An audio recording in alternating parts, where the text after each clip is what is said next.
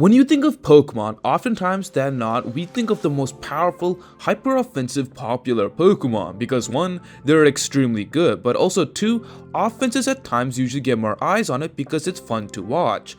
For example, in the sport of basketball, you see many people regard the offense of these teams to be great, but sometimes what gets overlooked is defense, the heart and soul to which hums the engine and helps your team to be relevant. Pokemon similarly has these defensive stars too, which can help drive many victories in battling for many players. But what makes these defensive Pokemon good, and how do they fulfill their role so well for your side of the field? Well, before we answer that question, if you guys enjoyed this video, be sure to leave a like and subscribe for more competitive Pokemon videos just like this. Thank you, and let's get started. In order to be a defensive Pokemon, I think what's most obvious is that it is needed to have a good base stat potential. Typically, most defensive Pokemon don't have the highest base stat total, primarily because their offense is sometimes compensated for the sake of their bulk, or because that's just how Game Freak designed them to perhaps bring more uniqueness. Two things that have been keeping a defensive Pokemon relevant is having 2 good base stat totals in 2 of the 3 categories of HP, defense, and special defense. Very rare can you find Pokemon to excel in all 3 qualities, and if so, they are definite metagame staples because they bring insane versatility. Offense as well isn't something that is a dire quality from these defensive Pokemon, since their primary goal is to help stop momentum or be that middle piece into your next chess move. They're basically there to help change the landscape of the battle and provide that backbone to your side, leaving the offensive side typically in the hands of more capable Pokemon. This as well allows most of the defensive Pokemon to focus on their best qualities while limiting the risk of investing in things other than defense. Having good offense obviously is a helpful boon. For example, Landorus, Therian, Gliscor, etc. are all naturally gifted offensively in their stats, so when they are those defensive chess pieces for your side, they can offer a semblance of meaningful pressure to keep your opponents on their toes. But as I said, offense isn't the number one thing you look at when looking at these Pokemon. For example, Clodsire. Looking from afar, this looks like a hideous Pokemon, no exact place for it within the higher tiers of competitive singles. But wait, Clodsire has 2 great stats out of the rest that stand out, HP and special defense. Although perhaps its physical defense might be weak, it has 2 excellent qualities that make it stand out more, hence many look at it as a special defensive wall. This Pokemon will fit on your teams to take down those special attacking moves and provide a meaningful pillar towards that end. In any case, it is also unprecedented to really have only one Pokemon to handle everything for your defensive side, as that puts more pressure not only on your defensive Pokemon, but also your offensive Pokemon to play almost up near perfect and limiting risk to your defensive Pokemon. Similarly, it is better to pair up a Pokemon like Clodsire, who specializes in special defense, with another Pokemon that prioritizes physical defense, such as Corviknight. Corviknight is another Pokemon that actually has good base stats in all 3 categories, but obviously its physical defense stands out the most, and because Clodsire took care of that special defense, you perhaps concentrate more on the physical side of things.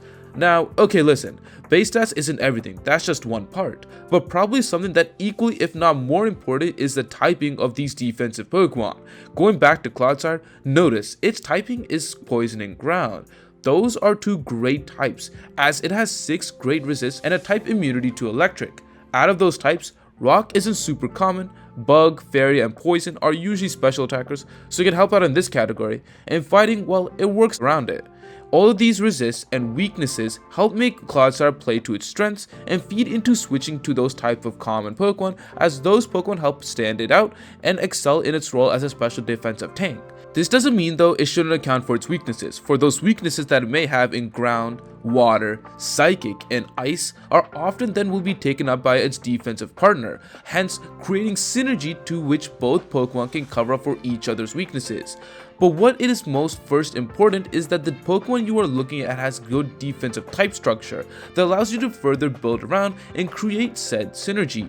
For example, probably the most infamous example of how great a defensive Pokemon is ruined by typing has to be Wo-Chien.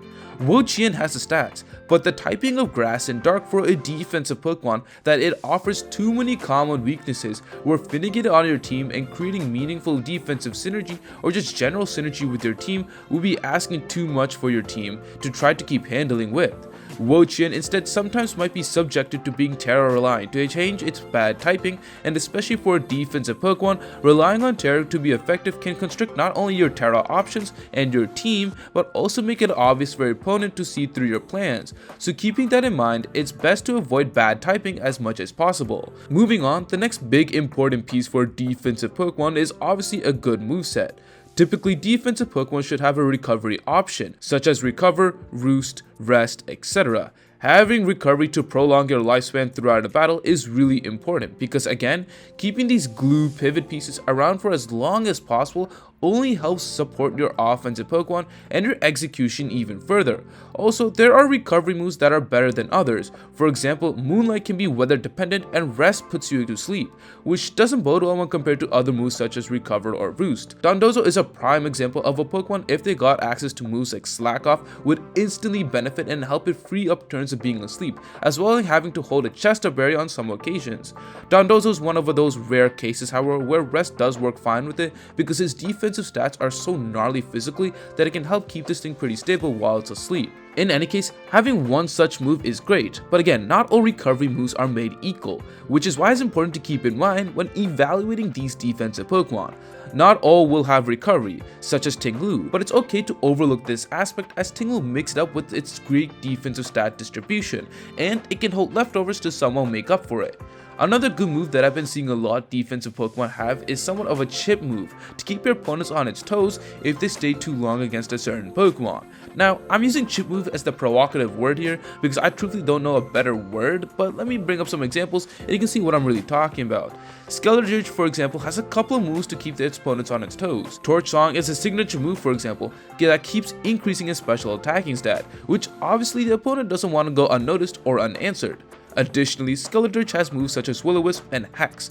Those are two pretty impactful moves that not only harms physical attackers, but Hex helps deal stab, double damage ghost coverage if the opponent is statist. So Skeleturge has this somewhat synergy with these two types of moves. None of these are obviously groundbreaking and as potent as it often appears, but these are moves that keep the opponent on high alert.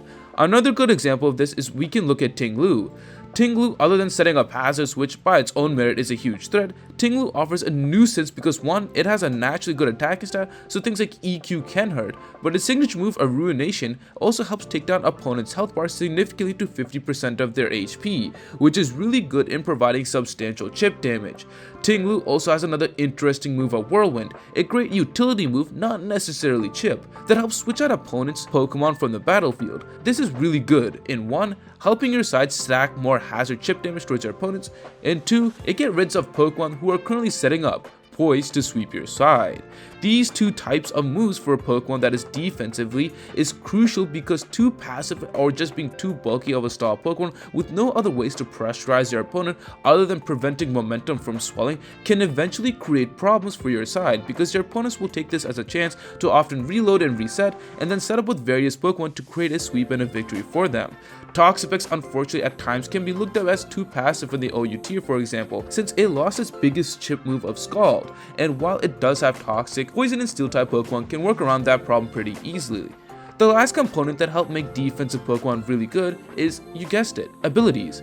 Ever since their introduction in Generation 3, abilities have been a prime factor in elevating and separating mid-defensive Pokemon from the very best, even within their own tier. For example, Gliscor has an amazing ability called Poison Heal, which allows it to constantly recover HP, so long as it's poisoned, hence holding the Toxic Orb is the best option to help activate this ability. Losing Roost for Gliscor in this generation was huge, but still having a constant way of recovery through Poison Heal while avoiding other status moves is actually a huge plus, and plays a tremendous role of Gliscor's success within the highest tier singles competitive play of Generation 9 OU. Water Absorb for Clodsire, for instance, is another great boon for Clodsire, which allows it not to only gain a second immunity towards water, but also converts these water hits into HP recovery for its side, removing a huge weakness for any Pokemon offensively or defensively, and especially for a defensive Pokemon only helps elevate them further. I remember last year when Walking Wake was released and it was tormenting the metagame. One of the first and best ways to handle its might was bringing Water Absorb Clodsire, as it took one of its stab coverages and then thereafter using Toxic to plague it for the rest of battle. In any case, this makes Clodsire into a problem for your opponent's side, because it has two great abilities of Water Absorb and Unaware, which is an ability that allows Clodsire to ignore stat changes, for example like Contrary Superior. Although Unaware is obviously the more preferred ability, having the option to be threatening with either or ability can have your opponents guessing which ability Clodsire is in various metagames that has Rain being dominant. On the other side though, Toedscruel is a good example of a Pokemon that has great moves, stats, and an alright typing, but got screwed over heavily by a horrible ability that literally makes this Pokemon horrible because it will always be last in offering Spore to your opponent's side, to which your opponent in that span can take you out. In all these examples, it is clear to see how impactful these abilities can be, and in Toedscruel's case, and how it can screw over a great Pokemon from being relevant. Stats, typing, move pool, and abilities are all important pillars that help defensive Pokemon make their mark on the metagame.